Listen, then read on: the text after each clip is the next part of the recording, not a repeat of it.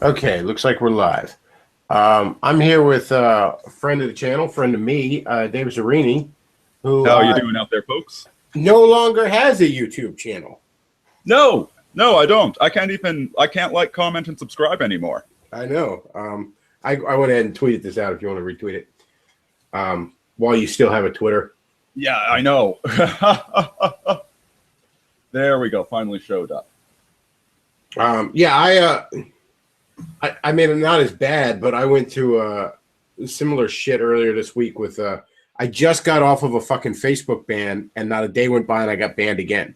This time for 7 days instead of 3 days. So I ended up making a new Facebook profile. And what was happening was I kept getting reported for old posts that had the word faggot in it.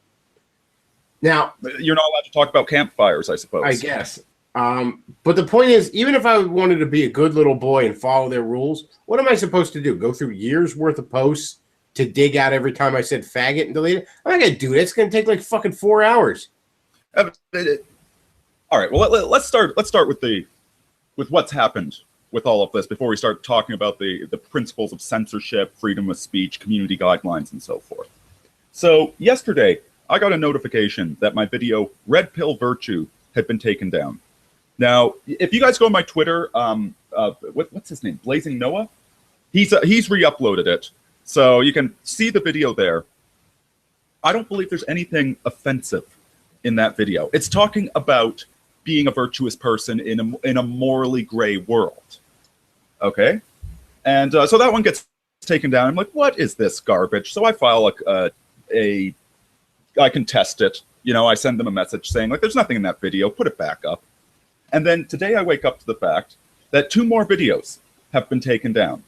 And these extremely offensive videos are Theology 1, the Garden of Eden, and the erosion of privacy. Yeah. And then a couple of other videos, like one I was talking with Ryan Falk, and, you know, he's quite frank about sensitive topics. You know, but here's the thing. Those were the first ones taken down. One about being a virtuous person, one about reading the Bible, and another about the erosion of privacy that we're seeing in the current world. These are not controversial topics by any stretch, and this was the justification to take down my channel.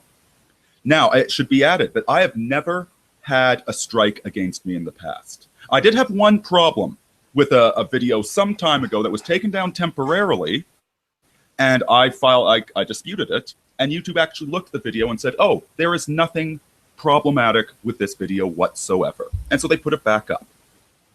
I have been a member, I've been a client with YouTube, making them money since before it was part of Google. I've been in good standing for years.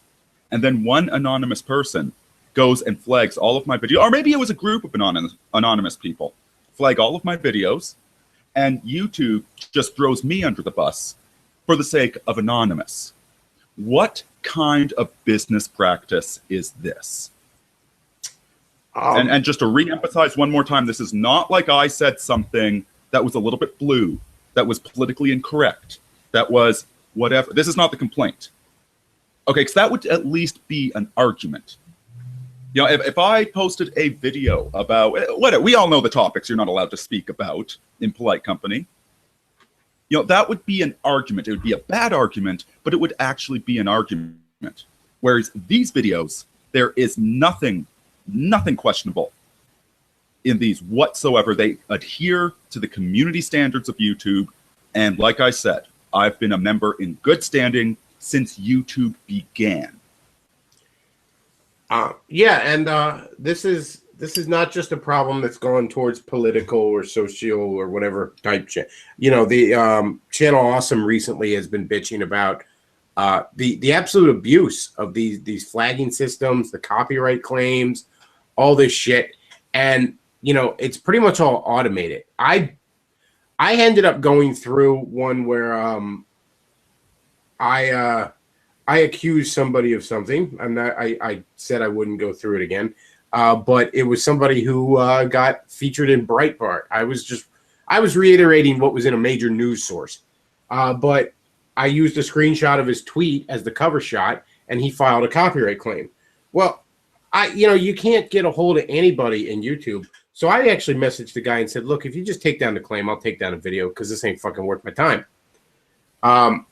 Plus, I was already on your channel talking about it before, and the Breitbart article was up, so I was like, enjoy your small victory. The problem is that I probably could have contested it and won, but it would have taken me like a week. I wouldn't have been able to live stream that week, which is the main thing I do on my channel on Saturdays. It's just wasn't worth it. But good luck if you're trying to YouTube. It's same with Facebook. I don't know how bad it is on Twitter. Thankfully, I haven't had to fight with anybody on Twitter yet. But good fucking luck getting a hold of any kind of customer service or a fucking human being to talk to. And you know what? At least in that case, now what you were doing was absolutely fair use. You were citing the tweet to show people what was going on. I could have fought it and won, I think, but it's not like I was guilty until proven innocent. Well, and even then, though, you know what? It's what he did is illegal. Okay, so he was. This is the same as filing a nuisance lawsuit. Okay, people can do it, but there's penalties for it if you pursue them. So at least there was a process there. There's been no process here.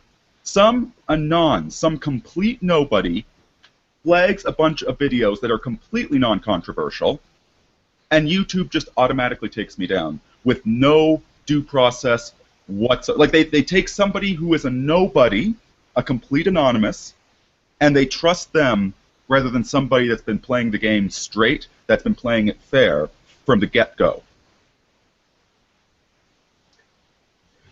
And I mean, let's face facts. This also it's your politics. There's why. I mean, part of it's that YouTube is so ass-ended. It has no idea what it's doing. You can't get a hold of anybody. But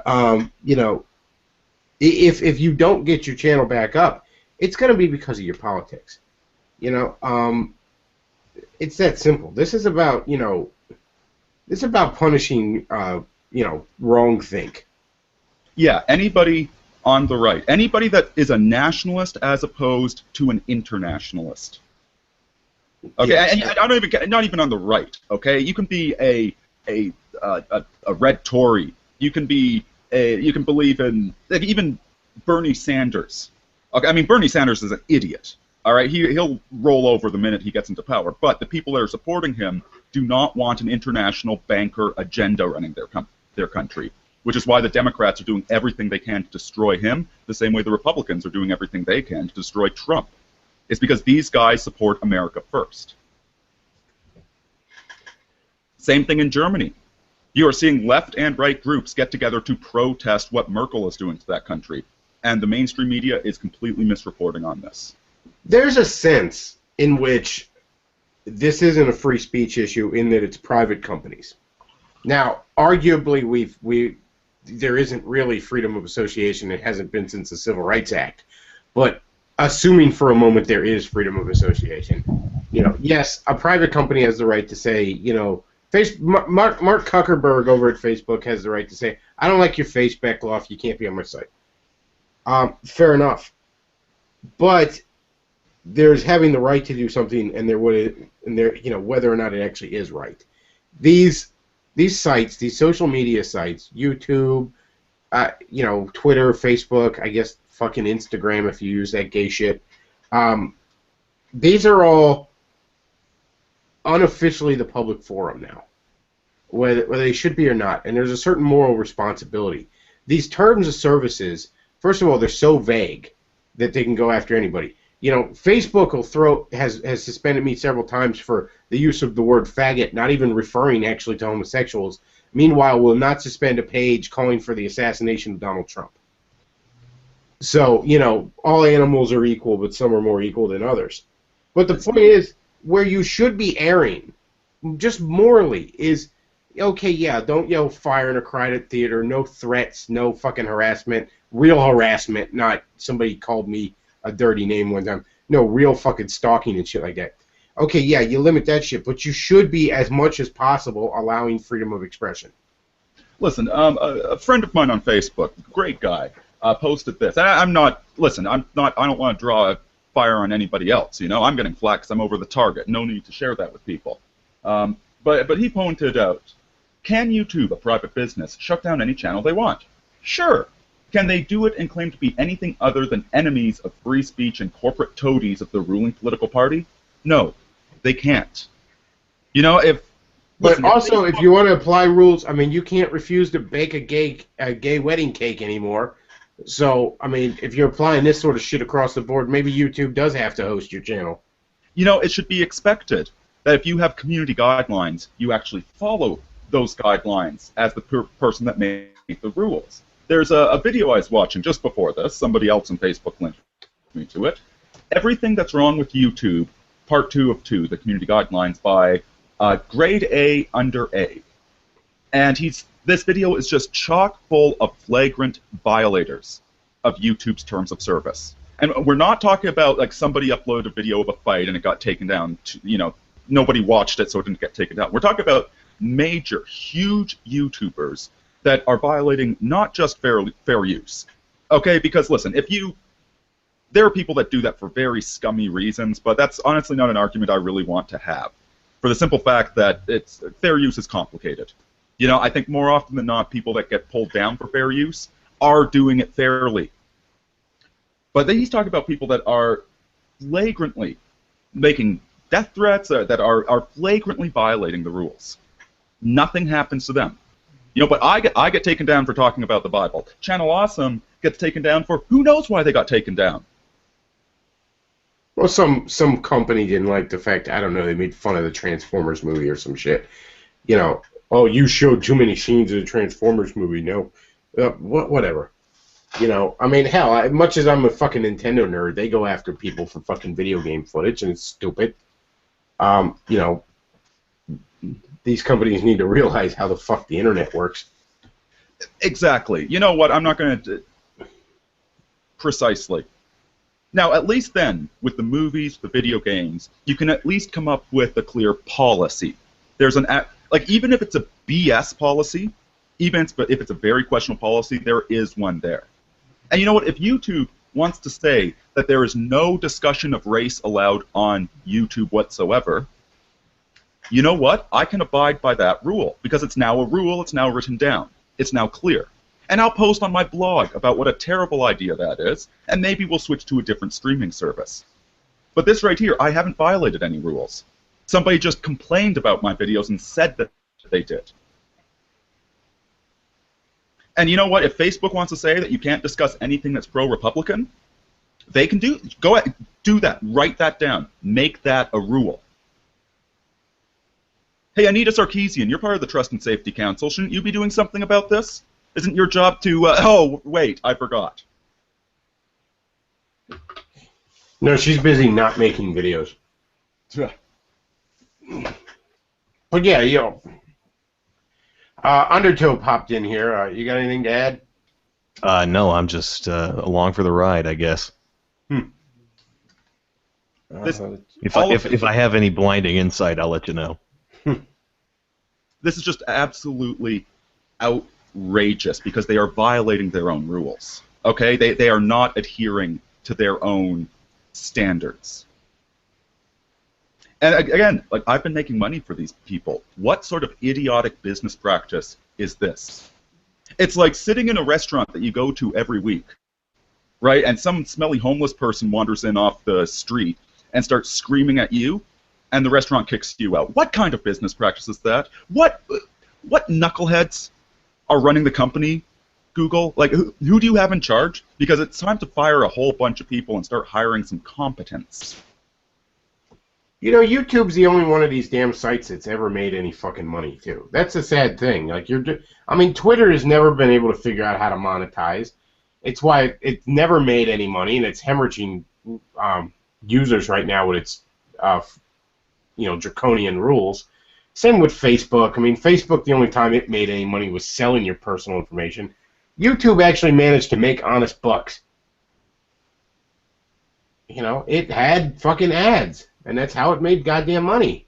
And it's a bloody successful thing. Like, I mean, it's the fact that we're on here right now shows that it's a successful thing. Why are you killing the goose that lays the golden egg? Because you know what? I'm not going anywhere. All right, if I have to start hosting videos on my own bloody server, that's what I got to do. but I'm not going anywhere. You are not going to silence me. You guys, these SOBs, Facebook, Twitter, Google, you can try and censor us all you want. We will move on.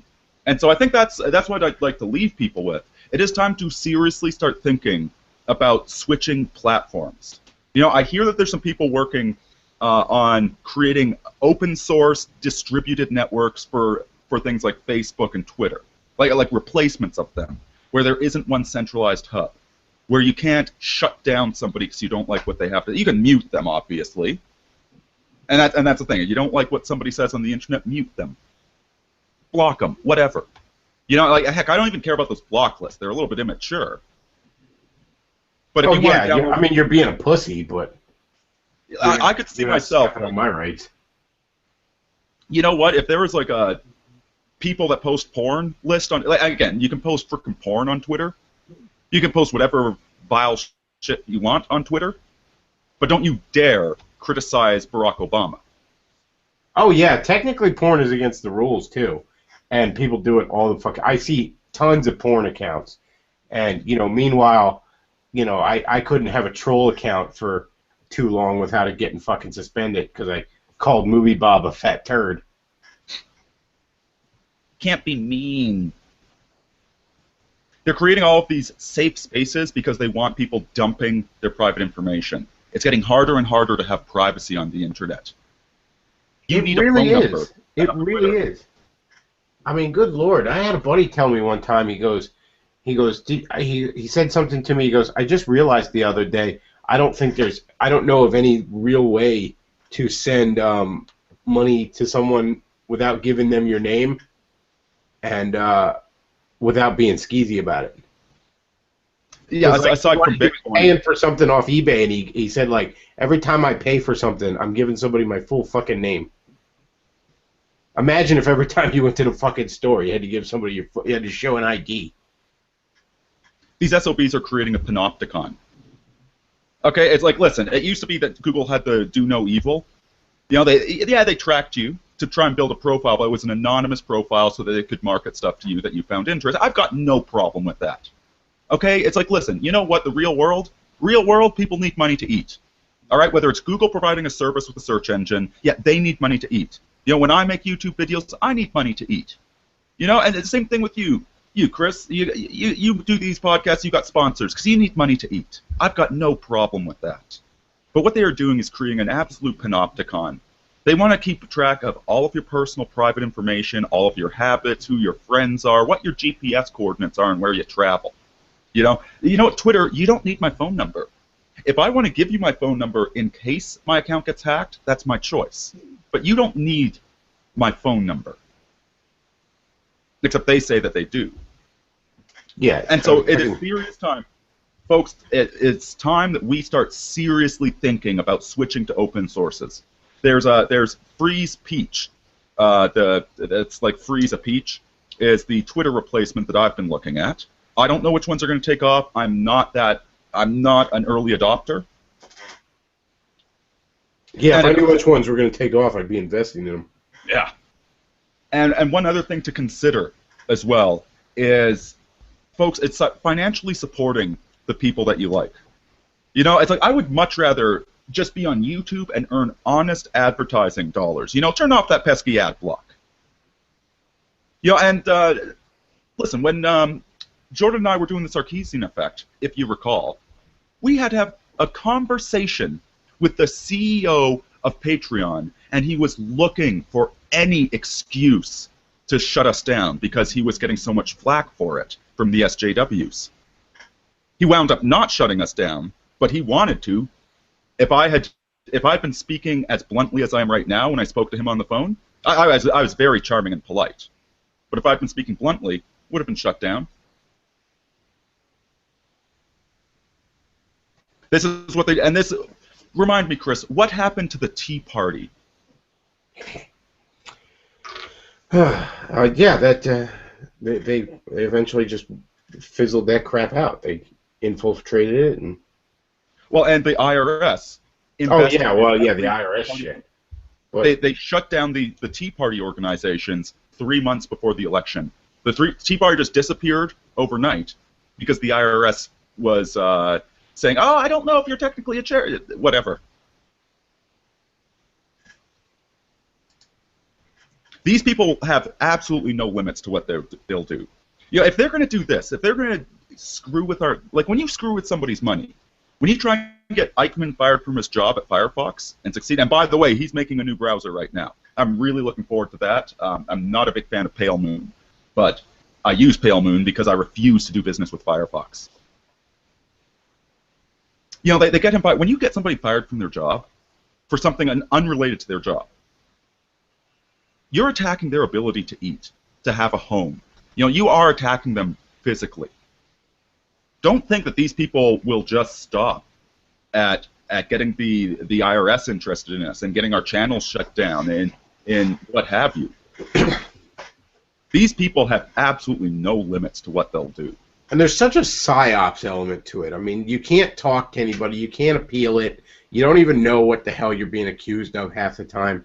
You know, on Facebook, when my account got banned, I could still log in. I could still see people message me. I just couldn't respond. So, you know, people getting this ban have people messaging them like, "Hey, man, where you been? Why are you ignoring me?" You know, that's such a shitty thing to do to people. And they know exactly what they're doing. This shit's by design. You know, oh, you had wrongthink. We want you to feel isolated. And you know what? There's a chilling effect from all of it. That you might, or anybody in the audience, might be about to post something on Facebook and think, wait a minute, will I get banned for this? And then they won't, and then they might not post it, even though they probably won't. But it's an incentive. There's going to be fewer posts about the rapes happening in Germany. There's going to be fewer posts about the drone warfare program or the surveillance state or whatever it is that they don't want you talking about. They ban one person and 20 more shut up. It doesn't work in the long run, thankfully. Eventually that shit just explodes. You know, from I'd say about 2011 to 2013, every geek media site in the world was banning anyone who dared to suggest that maybe we were having a problem. And you know, everybody just felt isolated. Maybe I'm the only one in geek culture that doesn't, you know, isn't completely fucking PC. And then one day that shit exploded. Now, yeah, Gamergate, its failures, and it petered out, and it didn't do everything it should have. Point is... But it did a lot. Point is, it existed for a long-ass time, and that's more than anyone thought it would do. And it reminded everybody that, hey, I'm not the only one who isn't a cuck faggot. You know what? Serenity. You can't stop the signal. So listen, to any of you guys at YouTube or Google, listen right now. This is your goose. It lays the golden egg. This is making money for you. If you idiots want to have a job in the future, cut this crap out. Stop messing with it. Stop telling people what they have to say. You are a search engine. All right? Your job is to access information. You're a library. You are not an editorial. It is not your job to tell us what we're allowed to look at. It's not your job to censor or to promote or anything like that. Your job is to maintain the Dewey Decibel Index. That's it. If you do that, you guys will be rich. You already are rich. Stop trying to choke the lifeblood out of the internet. All right. I'm going to probably wrap this up here in a minute because, I mean, there's not much, you know, I don't want to just be repeating ourselves forever. I'll hopefully have some more information about this by Monday. It doesn't look like they're going to get back to me today about the whole thing. Yeah, again, because you send them an email and you get, oh, we'll get back to you when we feel like it. But I will have more information, but that's all there is at the moment. All right. Undertow, you got any closing thoughts? Shit, dude. For now, you can find me, staresattheworld.com. And if I have to, like I said, if I have to host my own bloody videos, that's what I'll be doing. I ain't going anywhere. The one thing I'll add before we sign off, I know Davis has a lot of people who aren't fond of him that aren't necessarily SJWs for all manner of personal whatever reasons over the last year or so. And some of those guys might be listening. And to those guys, you know, Sargon, Thunderfoot, Jordan, if you're listening to this, Yeah, I know you don't like Davis. I know he's guilty of all manner of horrible sins in your eyes. But remember, it was not for any of those sins that Davis had his YouTube channel taken away. It was for my virtues. Yeah, it was for wrong think. And understand that those people who took it away for his wrong think, your wrong think is no different in their eyes. They are so far out to that fucking left. You are just as much of a right-wing evil extremist as he is. Whatever differences you have in your mind are irrelevant to them. There's nothing wrong with enjoying somebody paying the price of their sins. And if you think I'm an asshole and I deserve to have my ass kicked, and you would go in and enjoy seeing that, okay, fine. But you should never enjoy seeing somebody suffer for their virtues. You would all do well, I think, to bring this issue to other people's attention. To say, look, I don't like this guy, but he got his channel taken away over bullshit, and that's not right. It would look good on all of you, and it would be a good thing to do. Let me put it this that would way: be my plea. I sure as hell wouldn't put any money into their Patreons or Kickstarters if it happened to them, but I would be outraged if it happened. Yeah. I would do what I could to speak about it. So yeah, that would just be my statement to some of you out there that aren't SJWs, but for whatever reason don't like Davis here. Just know that the reasons you dislike him are not why this happened to him. All right, I'm gonna wrap this up then.